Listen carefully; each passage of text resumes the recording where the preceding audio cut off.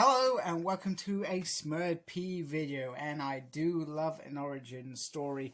And as you all know, that I still collect the legacy variants from Boom Studios because I still feel like it should have been flowing anyway.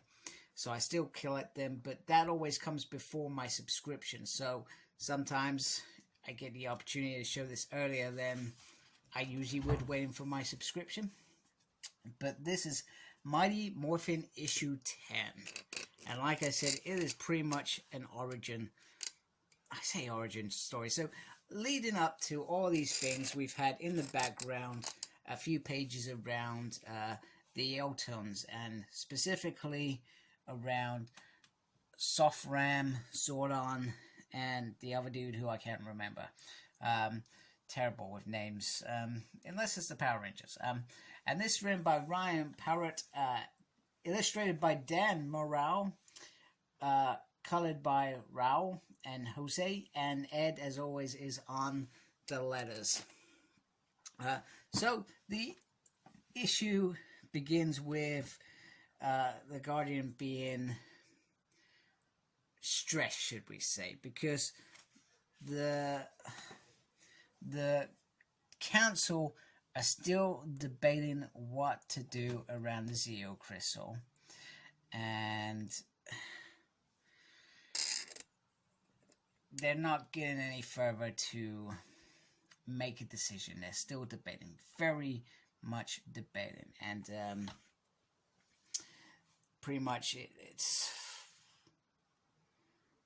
they've just got to go back and protect the Zeo Crystal. Pretty much that is it. That is where we've got to. And there is a shadowy creature here who attacks some of the defenders here.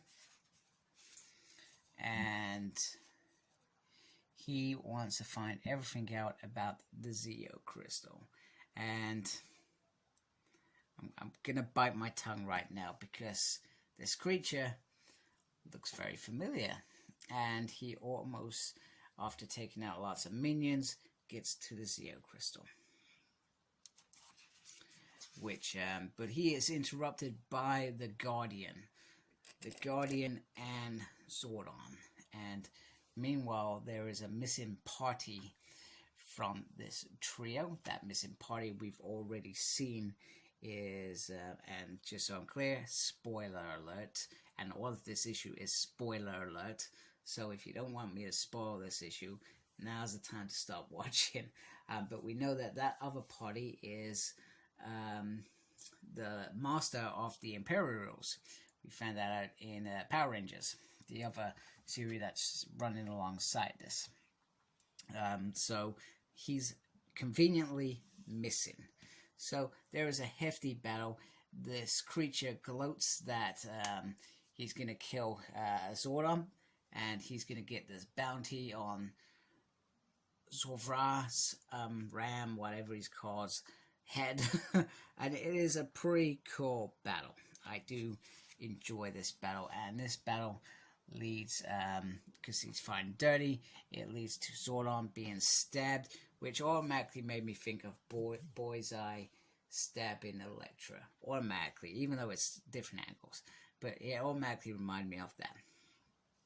This wakes up the Guardian, and the Guardian goes out to battle. And he fights dirty, he fights nasty, and he makes this creature afraid of him. But he also leaves this little plot line that Dark Spectre will be relentless in getting this crystal. It will not stop. You will keep dying. Your friends will keep dying. This war is far from over. So, because he points it in the right direction, this is brilliant because of the bureaucracy. Damn it! Sorry, I can't say it. Off the council. So he's all locked up. Zartus, who is the missing party, was randomly doing something he was commanded to do, as he put it, and this is my fault, as he put it. So he plays very, very well into this piece as well. Meanwhile, Zordon, they believe, is somehow alive. He's been poisoned, but he is clinging on. And I think that may be something to do with being in close proximity to the Zeo crystal. And Zoran says, you know, we have to use it before Dark Spectre as well. He makes that statement. But this is a young Zordon. This isn't a wise Zordon. This is a young Zordon. This isn't a Zordon who tells the Rangers, split up your crystals and send them off into time and space. This is a young Zordon who says we should use it because they're at risk. Now, this is the best bit. The Council do their usual. The Guardian thinks that the Council was saying to him, bring it back to Eltor and protect it, etc. That's what he's expecting him to say. But he doesn't. He says, we're not going to do that. We are going to move the crystal. And we're going to move it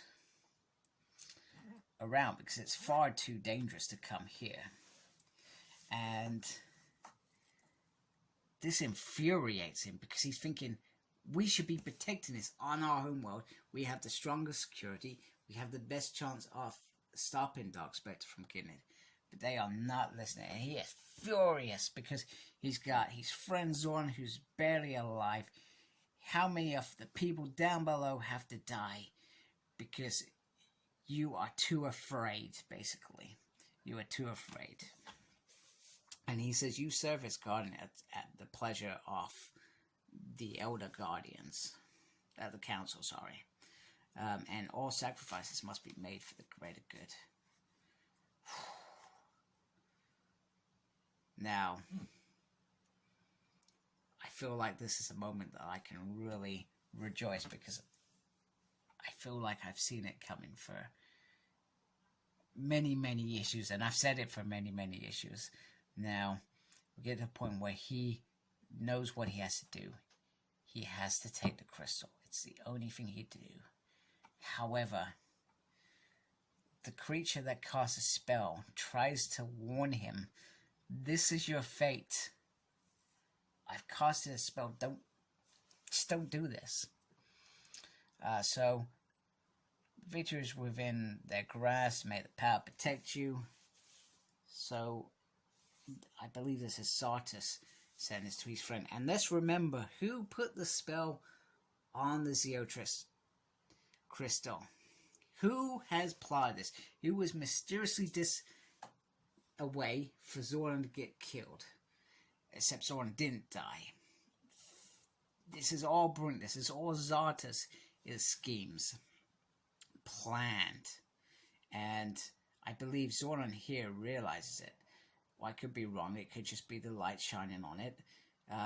Or there's the Omen Zed there. Yes, you know what I'm about to say.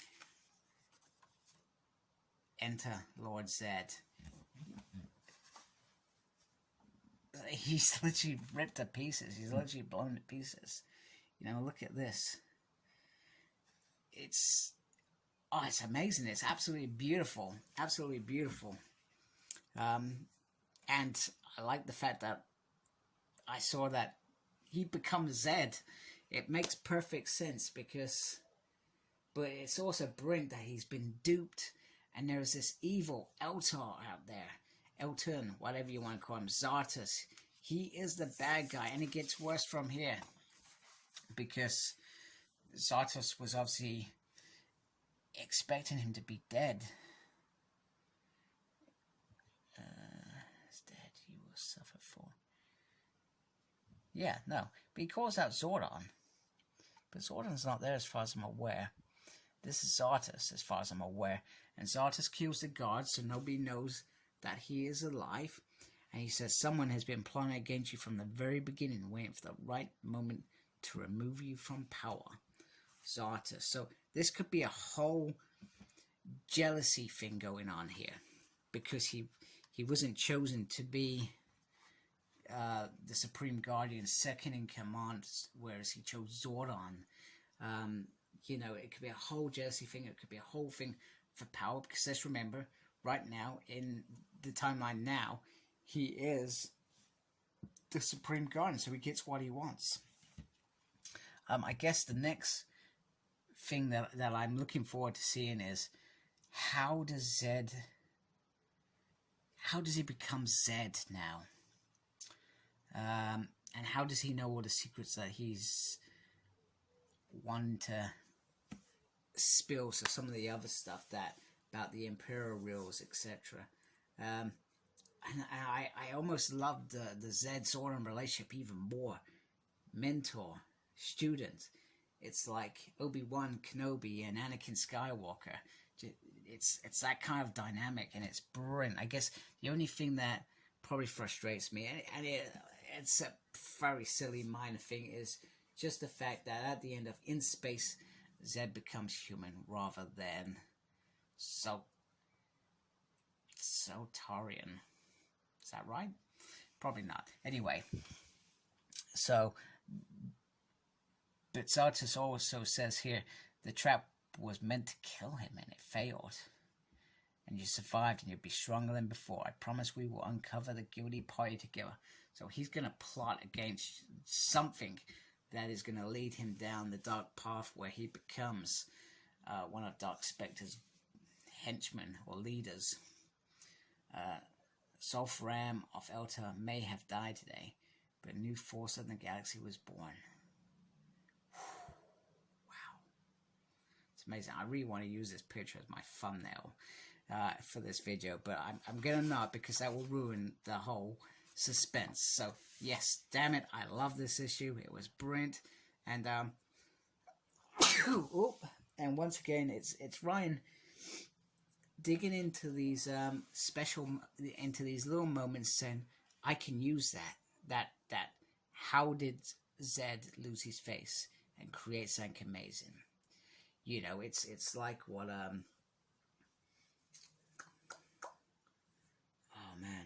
Frank did with Unlimited, how he created Master Vile. Exactly a similar thing. And this theme has been going in these Power Ranger comics for the last few years now. If you look at Astronomer's story, they take innocent people that are just trying to do good in the world, and they corrupt them. And fantastic. So great job from Ryan. Brilliant issue. Very happy with how this has played out, and it's been a great build up till issue 10. So fantastic. Good job. So thank you for watching. Please subscribe to my channel if you like listening to my stuff and me talk whatever I talk about, and embrace the geekiness. Take care. Goodbye.